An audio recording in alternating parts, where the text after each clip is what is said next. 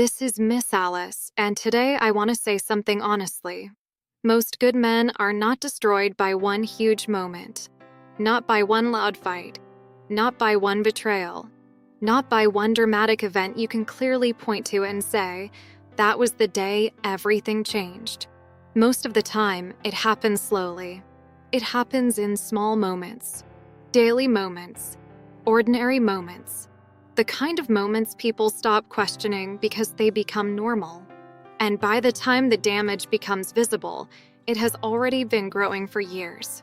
The man sitting across from you now, the one who feels distant, the one who speaks less, the one who seems emotionally tired, the one who no longer feels like the same man you married, he usually did not become that way overnight.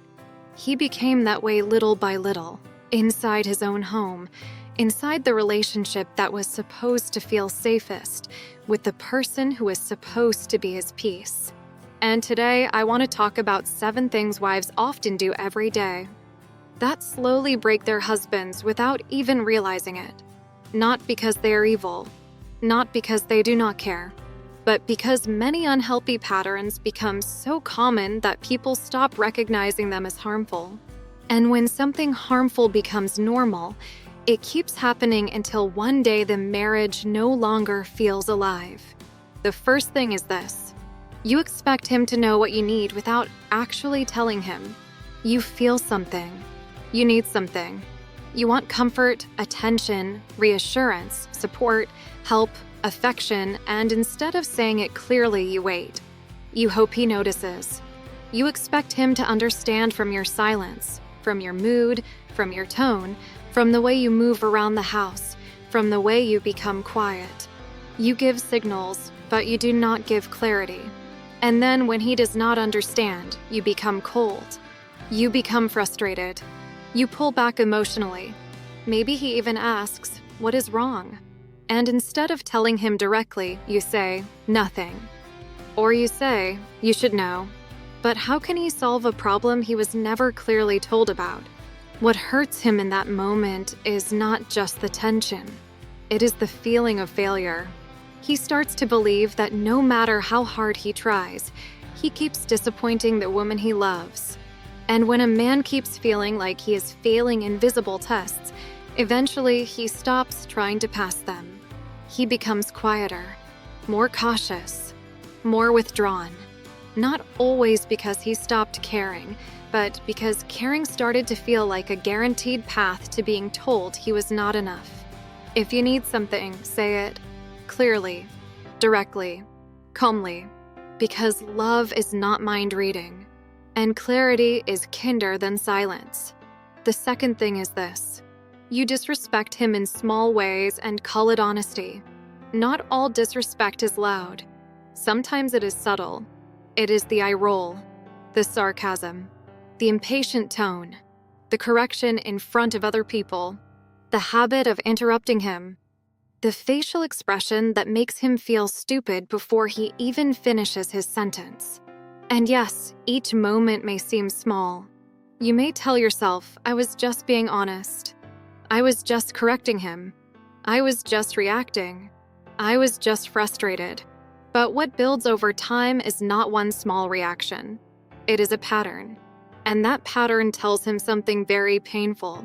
It tells him that in your eyes, he is not fully trusted, not fully respected, not fully admired.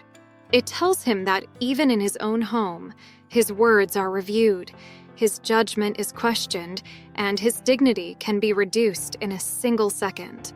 A man can survive many hard things in life.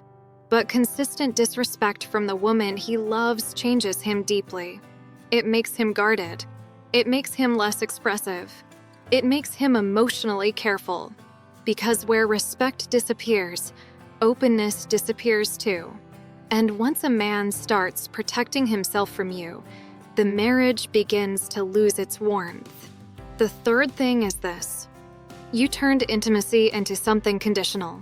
At first, the affection was easier. The closeness was natural. The desire felt mutual. But over time, intimacy started becoming something connected to mood, performance, timing, or his recent behavior. If he made you feel good, maybe he received warmth. If he disappointed you, the distance stayed. And slowly, physical closeness stopped feeling like connection and started feeling like something he had to qualify for. Now I want to be very careful here because intimacy should never be forced. But many women do not realize how deeply repeated rejection affects a husband emotionally. When he reaches for you and keeps getting turned away, he does not always experience that as, "She is tired tonight." Sometimes he experiences it as, "I am not wanted." And when a man starts feeling unwanted by the one person who is supposed to desire him, something inside him begins to shut down. He may stop asking. He may stop trying.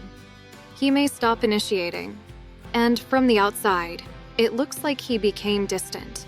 But sometimes what actually happened is that he got tired of being vulnerable in a place where vulnerability kept ending in rejection. Desire matters. Affection matters. Warmth matters. Because being needed is not the same as being wanted. And a marriage cannot stay emotionally healthy for long if one person starts feeling invisible in that way. The fourth thing is this. You make him feel incapable in his own home. He tries to help, but you redo what he did. He makes a decision, but you correct it. He handles something with the children, and afterward you explain how he should have done it better. He loads something, fixes something, plans something, handles something, and somehow the final message is always the same. Not good enough. Not the right way. Not how I would do it. And yes, sometimes maybe your way really is more efficient. But efficiency is not the only thing happening here. What he is receiving again and again is the message that his effort is wrong, his instincts are weak, and his contribution only counts when it looks exactly like yours. So eventually, many men stop engaging. Not because they do not care, not because they are lazy, but because effort stopped feeling useful. Every attempt started ending in correction. And after enough correction, a man begins to think, why bother? Then later the wife says, he never helps. But maybe he used to help. Maybe he stopped because helping no longer felt like contribution. It felt like criticism waiting to happen. Trust matters in a home. And sometimes letting him do something differently is better for the marriage than making sure every single thing is done your exact way. The fifth thing is this. You confuse his calm with indifference. Something stressful happens. Something painful happens. Something emotional happens. And in that moment, you want him to respond exactly the way you are responding. You want the same emotional intensity, the same visible reaction, the same urgency in expression. But instead, he becomes quieter, steadier, more practical, more focused on solutions. And because he does not react like you assume he does not care like you. But many men process pressure differently. They often handle first and feel later. They focus first and break down later. They compartmentalize in the moment because that is how they stay useful under stress. That does not always mean emotional absence. Sometimes it means emotional discipline. His calm may not be proof that he is cold. It may be proof that he is trying to carry the weight without collapsing. But if you keep punishing his calm, if you keep treating his composure like proof that he does not love deeply enough, then eventually he learns that even his strength is unwelcome. And then he either starts pretending to react in ways that are not natural to him, or he simply stops showing up emotionally in difficult moments at all. Neither option creates real connection. Real connection begins when both people understand that love does not always look the same on the surface. The sixth thing is this. You control everything and call it care. You have standards, a routine, a way of doing things, a vision for how the house should run, how money should be handled, how time should be spent, how parenting should happen, how decisions should be made. And because it all feels responsible to you, you do not see it as control. You see it as caring, as managing the family, as protecting the quality of the home. But from his side, it can start to feel like living under constant supervision. Like every move is being judged. Every decision is being reviewed. Every action is waiting for approval. He no longer feels like a husband. He starts feeling like a person being managed. And management kills initiative. Because when every independent decision gets corrected, initiative becomes risky. So now he waits. He asks. He holds back. He avoids making choices on his own. And then you become frustrated that he has become passive. But sometimes passivity is created. Sometimes it is the result of years of being overruled. A marriage should be partnership, not silent authority with polite obedience. Because a man who feels trusted becomes more present. A man who feels constantly managed becomes more distant. And the seventh thing is this. You are still attached to the marriage you imagined, and because of that, you struggle to value the one you actually have. Before marriage, many women build an image in their mind, an idea of the perfect husband, the perfect emotional tone, the perfect romance, the perfect words, the perfect connection, the perfect life. And that image gets built from everywhere. Movies, social media, other couples, fantasy, culture, expectation. Then real marriage begins. And real marriage is not fantasy. It is not edited. It is not cinematic. It is not always emotionally dramatic. It is real. It is repetitive. It is human. It is imperfect. And the real man in front of you, with his strengths and flaws and habits and limitations, starts being measured against a version of love that was never real to begin with. So now he is not just trying to be your husband. He is competing with an invisible standard, a version of a man that does not exist. And no matter how loyal he is, how hardworking he is, how present he is, how consistently he shows up, it still feels like he falls short of the fantasy. That kind of comparison is exhausting, because a man can feel when he is being silently judged against something he can never become. And after enough years of that, he stops trying to win. He just withdraws.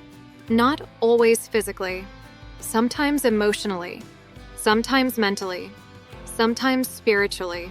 And the saddest part is this. The fantasy was never real, but the man in front of you is. His loyalty is real.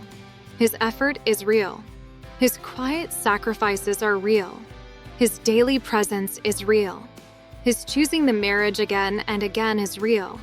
And many women overlook real love because it does not look like the performance they imagined. So let me say this clearly. These 7 things do not automatically make a woman cruel. They do not mean she is beyond change. They do not mean the marriage is doomed. But they do mean this. A person can be causing damage without fully understanding the damage. A pattern can be common and still be harmful. And a marriage can slowly become cold even while both people stay in the same house. If your husband feels distant, do not only ask what happened to him. Also ask what has been happening around him. Ask what atmosphere he has been living in. Ask what repeated messages he has been receiving from you. Ask whether home still feels like peace to him, or whether it feels like a place where he is constantly failing, constantly disappointing, constantly adjusting, constantly guarding himself. Because many men do not leave all at once. First, they leave emotionally, then conversationally, then romantically, then internally. And by the time the wife notices, she thinks the problem appeared suddenly. But it usually did not. It was built slowly. The good news is, what was built can also be rebuilt. Respect can return. Warmth can return. Desire can return. Safety can return. Trust can return. But only when honesty comes first. Not just honesty about what he does wrong. Honesty about what you may have been doing for years without realizing how deeply it lands. The marriage you wanted may still be possible, but it will not come from more control, more blame, more silent testing, or more emotional punishment. It will come from humility, from awareness, from changing the environment between you. Because the man you married may still be there, still loving, still hoping, still waiting to see whether it is finally safe to come back fully. I want to ask the men listening to this something. Which one of these hurts the most? Not the loudest one, not the most dramatic one. The one that happens so often you almost stopped noticing how much it was taking from you. And for the wives listening, ask yourself one honest question. If he described his experience in this marriage truthfully, would any part of this sound familiar? Sit with that. Because sometimes the truth that saves a marriage is the truth people were avoiding for years. This is Miss Alice, and I will be back with more of the truths people feel deeply but rarely say out loud.